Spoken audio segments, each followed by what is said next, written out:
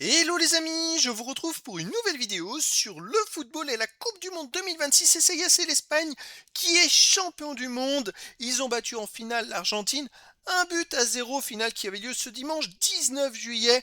Un match où l'Espagne a ultra dominé l'Argentine et a largement mérité sa victoire en finale et largement mérité sa victoire dans cette Coupe du Monde, car l'Espagne a pour moi été de très loin la meilleure équipe de cette Coupe du Monde, et ils l'ont à nouveau démontré en finale, puisque l'Argentine n'a fait son premier tir qu'à la 116e minute. Ils avaient 0 buts attendus après 115 minutes, puisque le match s'est joué en prolongation, mais voilà, je crois que j'avais jamais vu ça. Et puis après, l'Argentine a pu tirer 2 ou 3 fois dans les 5 dernières minutes, mais 0 IG après 115 minutes, c'était le premier match comme ça. Et c'est en plus la finale. Alors les Argentins, on n'avait pas l'impression qu'ils avaient envie de gagner le match, tout simplement. Et donc finalement, c'est l'Espagne qui l'emporte 1-0. Alors, on va revenir sur le but de cette rencontre et les grands faits de ce match, et surtout sur les statistiques des deux équipes pour comprendre un petit peu le déroulé de la rencontre. Et ça nous permettra de voir un petit peu ce qui a pu se passer en détail. Donc, une victoire, petite victoire 1-0, qui s'est dessinée grâce à un but de Ferran Torres à la 106e minute, à une remise de la tête, un centre qui vient de la droite, remise de la tête, je dirais vers le point de pénalty. Il arrive et il met une belle frappe sous la barre du pied gauche, alors que l'Espagne a quand même eu beaucoup d'occasions pendant tout le match. Alors la première mi-temps, ils ont essayé de pousser les Espagnols, comme ils le font d'habitude, mais ils étaient un petit peu bloqués par les Argentins qui défendaient très dur et qui les empêchaient d'avoir des occasions, mais ils ont quand même réussi à avoir des occasions, à avoir des tirs. Plus le match avançait et plus l'Espagne a eu des tirs, et justement il y a eu un fait de jeu à la 90e minute, c'est Fernandez de l'Argentine qui a eu un deuxième carton jaune et il a été expulsé. Carton rouge. Alors ça leur pendait quand on voit le nombre de fautes qu'ils font, le nombre de fautes, je dirais très très importantes qu'ils font, et dans d'autres matchs il n'y avait même pas de carton. Là cette fois, ben, ça a fini parce que c'était quand même la finale. Il y a quand même eu des petits cartons cette fois. Je dirais que les tacles qui étaient très appuyés sur les joueurs, ben, ont été sanctionnés comparé à d'autres matchs précédents, match à élimination directe, hein, où c'était pas trop sanctionné. Mais là, cette fois, eh ben, donc l'Argentine s'est retrouvée à 10 contre 11 et a dû jouer toute la prolongation à 10 contre 11. Et c'est là que c'était un peu plus compliqué physiquement. Malgré tout, après l'ouverture du score de Ferran Torres, les Espagnols ont reculé inexplicablement, et donc les Argentins ont réussi à avoir le ballon à 10 contre 11 et réussi à presque se créer de quelques occasions pour enfin réussir à tirer à partir de la 116e minute, où ils ont eu 2 ou 3 tirs, dont un dernier tir à la 122e minute qui est au-dessus de la cage, qui aurait presque pu rentrer.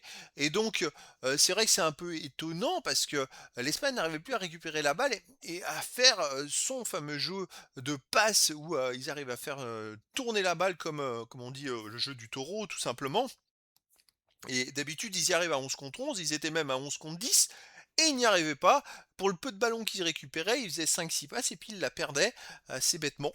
C'était assez incompréhensible et ça a remis dans le match les Argentins pour revenir au score. Mais bon, les Argentins, ils ont déjà sorti des miracles à tous les tours précédents depuis les 16e de finale. Cette fois, ça aurait été quand même hallucinant. Et puis à un moment, je me disais, ils vont quand même pas arriver au tir au but avec 0 IG, 0 buts attendus.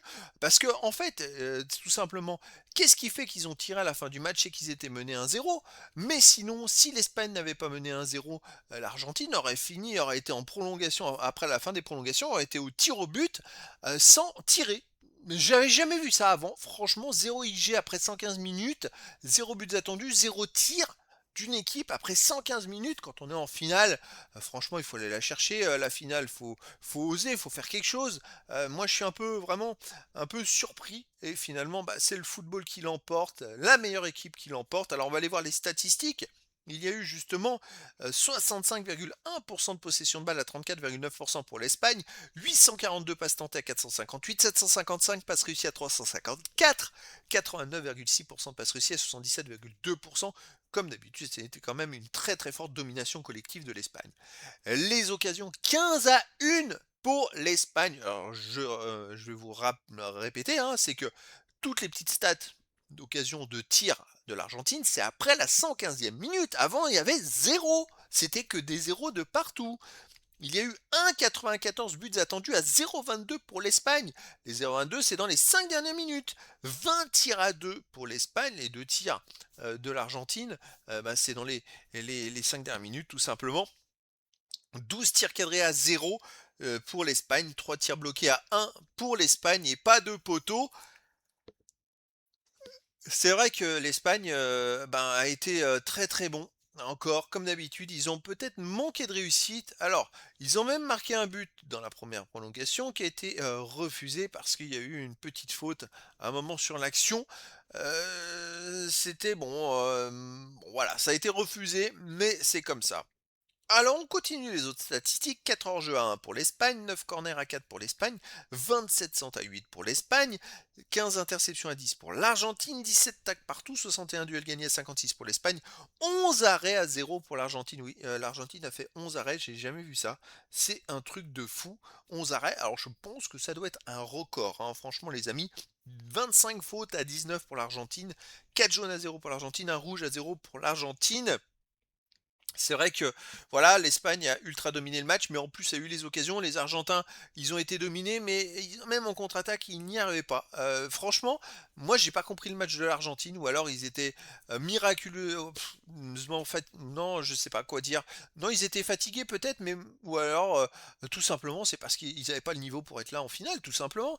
À part essayer de défendre, ils n'avaient pas le niveau et que ils sont passés à tous les matchs avec beaucoup de chance et que là, en finale, à un moment, quand on est face à une équipe comme l'Espagne, si on n'a pas le niveau, on n'arrive pas à se créer d'occasion.